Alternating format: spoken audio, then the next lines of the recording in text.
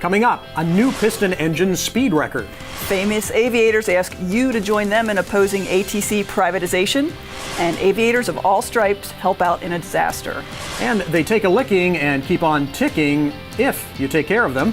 AOPA Live this week begins in just a moment. Build and fly with the Sonex Aircraft B models. The B models offer more room and comfort, more fuel, more panel space, more engine choices, and the same great Sonex Aircraft flight characteristics. Learn more at sonexaircraft.com.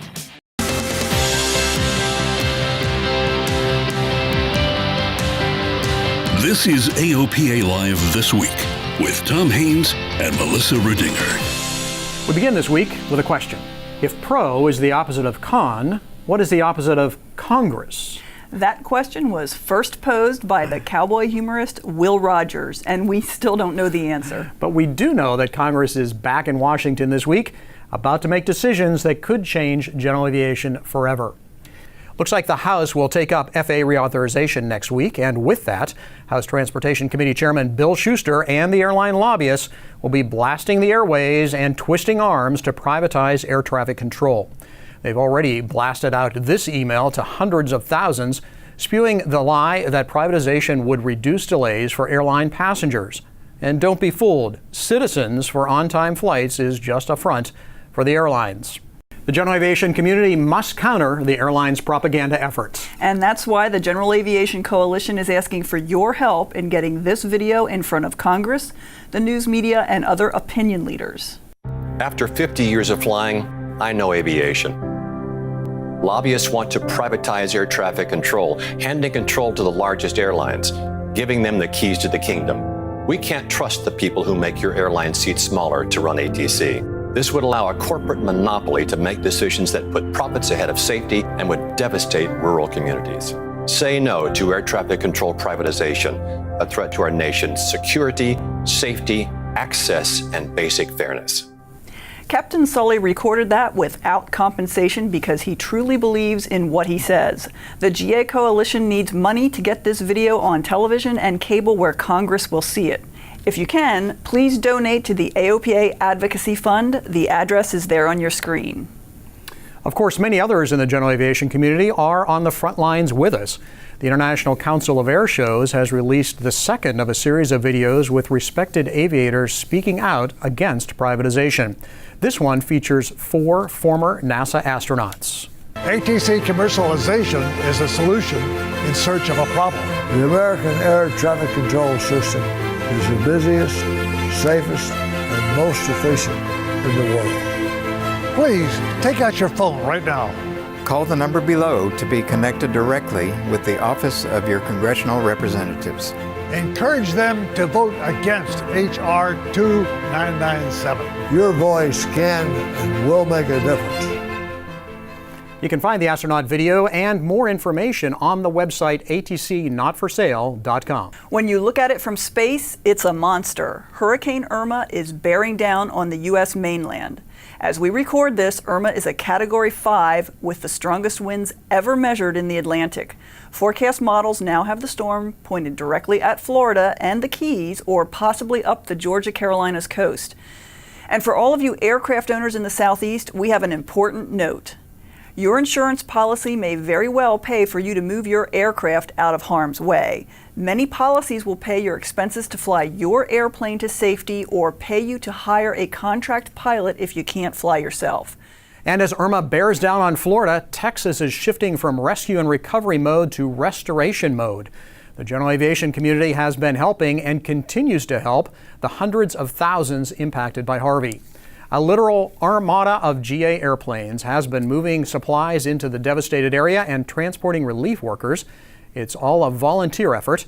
Operation Airdrop quickly formed and soon had more than 60 aircraft delivering supplies, mostly to the Salvation Army to distribute. Aerobridge is another organization coordinating volunteer pilots. They've dispatched aircraft loaded with pharmaceuticals for hospitals and clinics, and followed with chainsaws, blades, oil, tarps, and food for first responders clearing paths for additional emergency services. Angel Flight South Central has been moving patients, people, and supplies, and these are just a few of the volunteer flying organizations helping out, and they can use your help. We've listed a few on our website. It's been amazing, some of the pictures and video we've seen of GA airplanes that work down there, packed up with all kinds of supplies. It's really nice to see. Great use of GA airplanes. It's impressive and great to see them mobilized. Hopefully we won't need them in Florida. I hope not, but I fear that we will. Absolutely. Whatever mission you're flying, one of the things you check during pre-flight is the area forecast. That's FA in FAA speak. That product's changing soon. Beginning next month, the National Weather Service will stop issuing text-based area forecasts and transition to graphical weather forecasts. Pictures are better than words, so to speak, and graphical products give pilots a better understanding of the weather. Now, Tom, when we've been working on this a few years behind the scenes, and it was actually very controversial because the original message was we're doing away with area forecasts. Right. Full stop. Yes. And truly not the case. So I'm glad to see this product finally getting launched. Right. It has been, and they are helpful. The graphical stuff is really pretty good. Yes. I've been using them. Anyhow, chances are your airplane has at least one of these, and chances are you don't pay much attention to it unless it looks flat. And by then, hey, it may be too late. Just about all general aviation airplanes, it has an Oleo strut. Cessna's up to twins. Pipers, Cessnas, Beechcraft, they all have them. Oleo pneumatic shock absorbing struts. Most folks call them Oleos, and they have a tough job. They have to absorb up to a 3G hard landing, but they're pretty simple. A small amount of hydraulic fluid is kept under pressure by nitrogen gas in a strut cylinder. A piston attached to the aircraft wheel slides back and forth, compressing the gas, which absorbs the energy when hitting the runway. Lose gas or fluid, and the strut collapses. Cold weather has an effect on it. Usually our biggest strut time of the year is right after the first freeze. Andre is an A&P mechanic with inspection authorization, and he says your strut should be serviced at least once a year. And here's some good news. There's now a cheaper, better way to do it. Oh, it's cut the labor in half. We can, do it in an hour and a half, and to where before it'd take up to 3 hours. He uses an innovative system from Bogart Aviation. Woody Diamond of the Northeast Bonanza Group did the work on my airplane under Andre's supervision. The process is simple. Drain the old fluid, flush the strut with some new fluid, then pump in the right amount of fluid and nitrogen. Need one more. So much better than the old way. There you go. Perfect. Andre explains the savings. Well, half of the labor if we'd have to jack it, because you're looking at probably 2 guys, 15 to 25 minutes to get it on jacks. Then drain the fluid out of it manually, and then you have to pump it out by hand. Hope that you get it clean, and then start all over and fill it, let it back down, and then like Woody said, when you use a regular nitrogen bottle on it, you'll get a violent jump because you can't control the pressure. So this is like an easy way to do it. It's safer. And here's what you can do to keep your strut in good condition between service periods. Struts are dirty. What happens, it allows that dirt to go up in under those seals to contaminate the seal. It dries the seal out, makes the seal actually shrink to let the air by, and sometimes fluid. The pilot can keep an eye on the struts, keep them clean is the main thing. 5606 hydraulic fluid, do not use automotive fluid. And on a damp towel, wipe them off, that cleans it. Also puts a little lubrication on the strut tube. So as a pilot, from an operational standpoint, what feels different about it when you got the struts where they need to be? The airplane holds the ground better, and also your landings are more positive. There's no bouncing or anything else. They're more positive when you reach the ground. And the fact of the matter is, when one of these things let go because you don't maintain them and keep them healthy, you're going to be in the middle of nowhere where there's no strut, and then you're going to be sitting there, what do I do? And you're going to have a flat strut, and that's an unhappy airplane and gives unhappy pilot and passengers. Right. So I learned a lot going out there for just a couple hours, and the struts, we overlook them all the time, and they just kind of are there, but the ones on my airplane are 45 years old, and I'm sure they've been serviced a few times over the years, but they just keep working away. Why? Not something you think about until you really need them. Right, so then you do have to pay attention. But. Hey, coming up after the break, records galore. And a gilded mansion you can fly to see. AOPA Live this week continues in a moment. The smoke is on. He's giving everything that he's got. Oh, I'm on it! He's there! The Red Bull Air Race World Championship returns to Indianapolis Motor Speedway, October 14th and 15th. Tickets now on sale.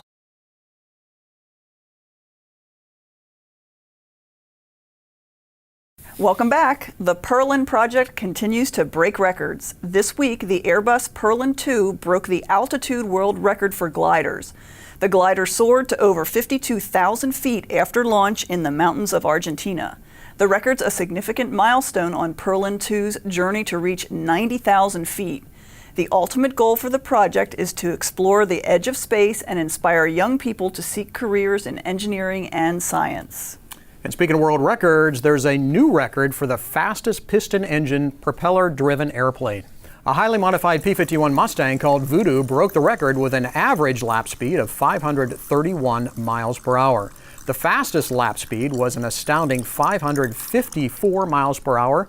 Steve Hinton flew Voodoo to the record in remote central Idaho, beating the top speed set by a Grumman Bearcat back in 1989.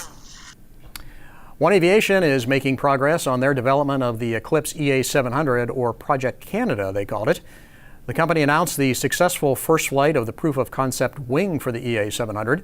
The wing was fitted to an Eclipse test aircraft. The EA700 will be slightly larger and higher performance than the current EA550, and it'll feature Garmin G3000 avionics. And bringing new aircraft to market and upgrading existing models is getting easier. That's because the new Part 23 certification rules are now in effect. The new rules are performance-based rather than the old prescriptive one-size-fits-all rules of the old certification standards. This has been a long time in the works. Another one long time in the works. That's the story of my life. Yeah, really. But I'm so glad to see it to go into effect, and hopefully we'll see some changes soon, that real innovation brought into the certified market. Right. It will be exciting to see how this all plays out and watch manufacturers take advantage of the new regulations. Yes, for sure.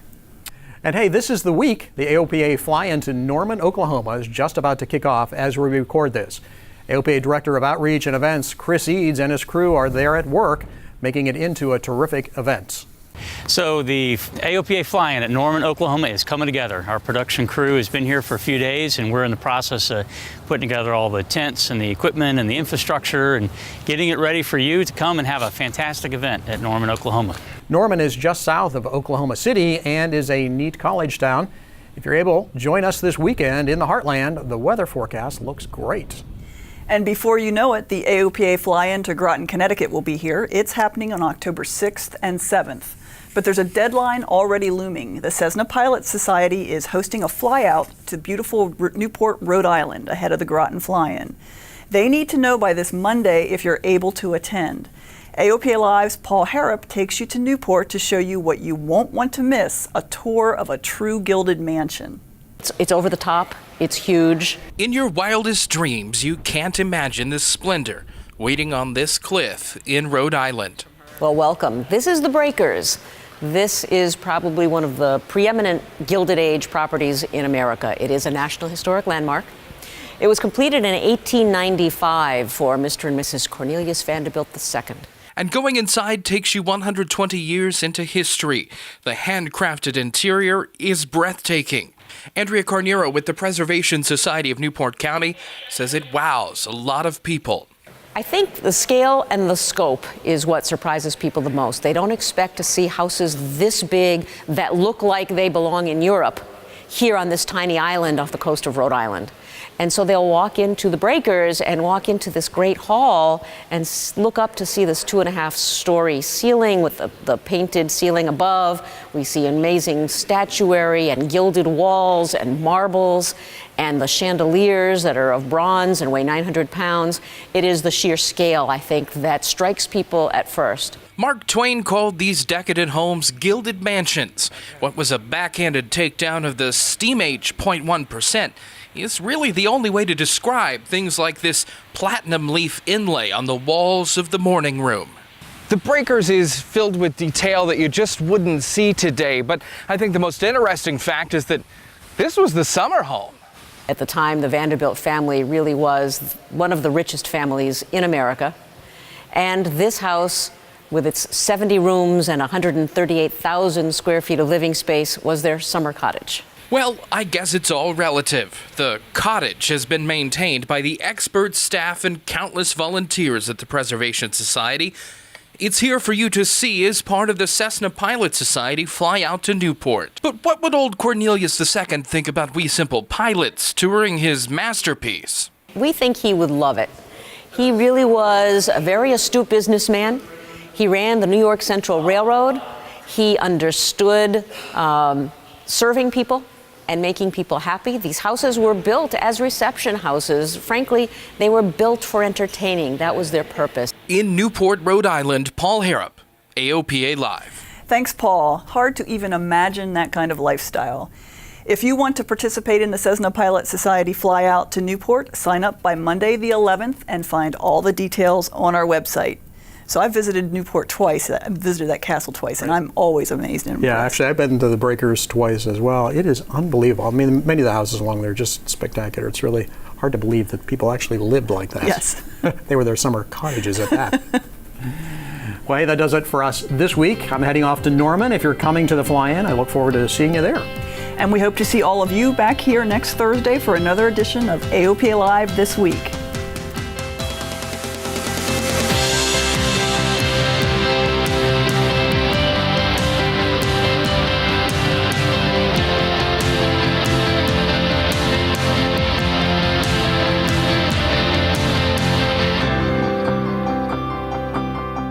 The pilots who fly with AOPA Insurance. They love flying and saving money, just like you. At AOPA Insurance, we understand how you fly and provide the coverage you need to keep on flying. Call for a free quote and see which AOPA insurance plan is right for you.